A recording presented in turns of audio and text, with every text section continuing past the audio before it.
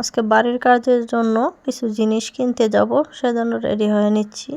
আর আজকে যা যা করেছি সব কিছুই আপনাদেরকে শেয়ার করব। অনেক দিন পর আরেকটি ভিডিও নিয়ে চলে আসলাম, কারণ এত পরিমাণ ব্যস্ততা যে ভিডিও করা আছে কিন্তু এডিট করে যে ছাড়বো সেই সময়টুকু আমার নেই। অতিরিক্ত ব্যস্ততম দিন কাটছে। সবাই আমার জন্য দোয়া করবেন। আজকের ভিডিওটা পুরোটাই আপনারা দেখবেন, আমার সাথেই থাকবেন।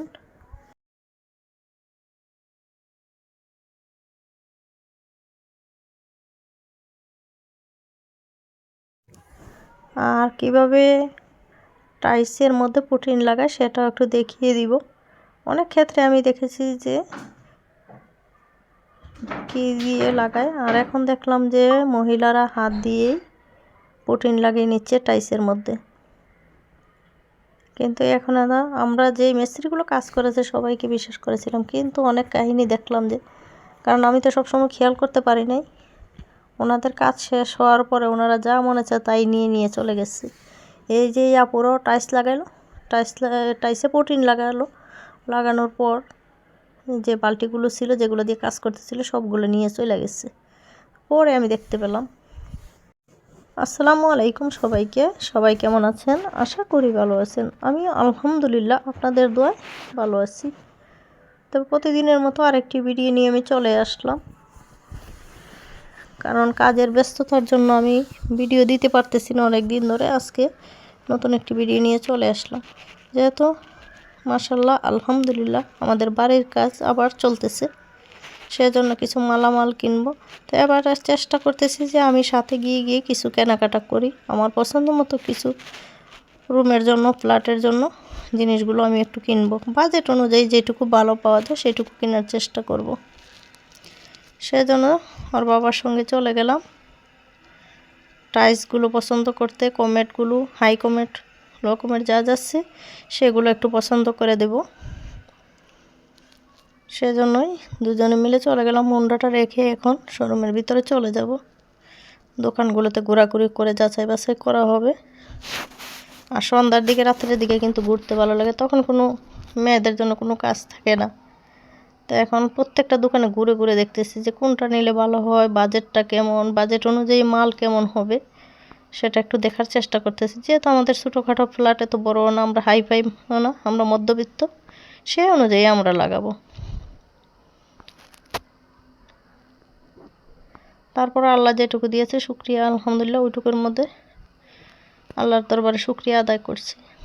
পছন্দ করতেছি, অনেকগুলো দোকানে ঘোরাঘুরি করতেছিলাম কলের জন্য, বেসিনের জন্য, এগুলো যা যা লাগবে সবগুলোই যাচাই বাছাই করে দেখতেছি যে বাজেট অনুযায়ী সব দোকানে কি রেটটা কি একই আছে কি না, সেগুলোই। অবশ্য আজকে দেখা দেখি করে আমি পছন্দ করে রেখে আসবো, রাত্রে মাল চলে আসবে, অ্যাড্রেস দিয়ে আসবো, সেখানে একদম বাসা পৌঁছে দেবে।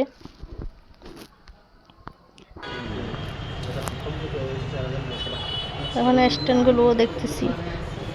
আগের যে দোতলার জন্য যেগুলো নিয়েছিল ওরা বউর পছন্দ মতো নিয়েছিল, ওগুলো আমার বেশি পছন্দ হয়নি। সেজন্য এবার আমি ভাবলাম যে আমিও সাথে চলে যাই। সব কিছুই দেখতেছিলাম, ভালো লাগতেছিল। তো এখান থেকে পছন্দ করে যেটা যেটা নেওয়া নিয়ে নিব। আমি পছন্দ করে করে রেখে আসবো, সেগুলো বিল করে টাকা দিয়ে চলে আসবো। তো ওনারা মালগুলো পাঠিয়ে দিবে বাসার ঠিকানায়। তো যেহেতু টাকার মধ্যে আমাদের কাছেই সব শোরুমগুলো, দোকানগুলো আছে, সেখান থেকেই নিয়ে আসবো। আর এখানে দেখুন ওয়াশরুমের জিনিসগুলোও খুব সুন্দর ছিল। টাকা আপনার যে বাজেট অনুযায়ী কাজ করবেন সেরকমই সুন্দর হবে। তো সবার বাজেট তো আর এক হয় না, কেউ অনেক উপরের লেভেলের বাজেট থাকে, কেউ মধ্য, কেউ নর্মালের মধ্যে বাজেট থাকে। যার যার সামর্থ্য অনুযায়ী তারা নিয়েই লাগাবে। আমরা এত হাই ফাইও লাগাবো না, আর এত একদম কম দামিটাও লাগাবো না।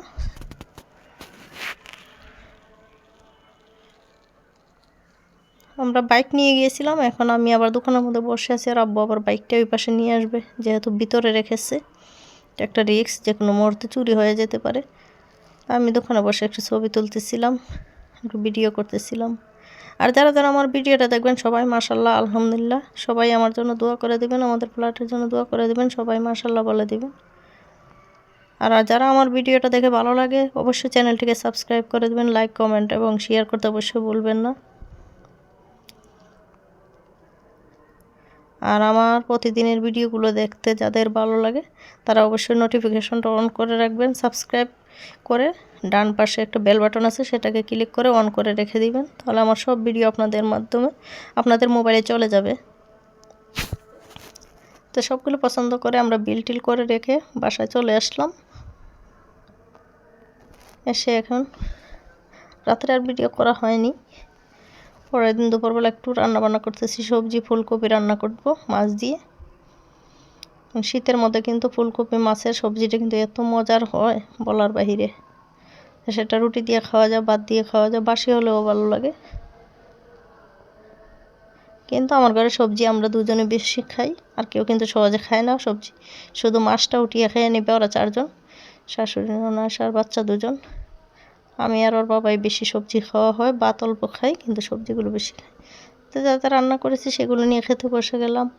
বরাবরের মতোই খাটের উপরে বসে গেছি, ডাইনিংয়ে বসা হয়নি। আর এত মজার খাবার ছিল, দুপুরের দিকে গরম ভাত দিয়ে খেতে কিন্তু ভালো লাগে, গ্যাস থাকে না। তারপর আমি রান্না করে ভাতটা হটপটে রেখে দিই, কারণ ঠান্ডা খেতে তো মোটেও ভালো লাগে না। তো এখন রান্নাবান্না করে খেয়ে বিকালবেলা আবার এখন 3 তলায় উঠে গেলাম, দেখি যে পুটিন লাগাই দিচ্ছে মহিলারা। দেখুন কীভাবে পুটিন লাগায়, সেটাও যারা দেখেন নাই কখনো তারা দেখে নিতে পারেন টাইসের মধ্যে কীভাবে পুটিনগুলো লাগায়। আর মহিলারা পুটিন লাগায় সেটা আমি জানতাম না কখনো, এই প্রথমবারের মতোই দেখলাম।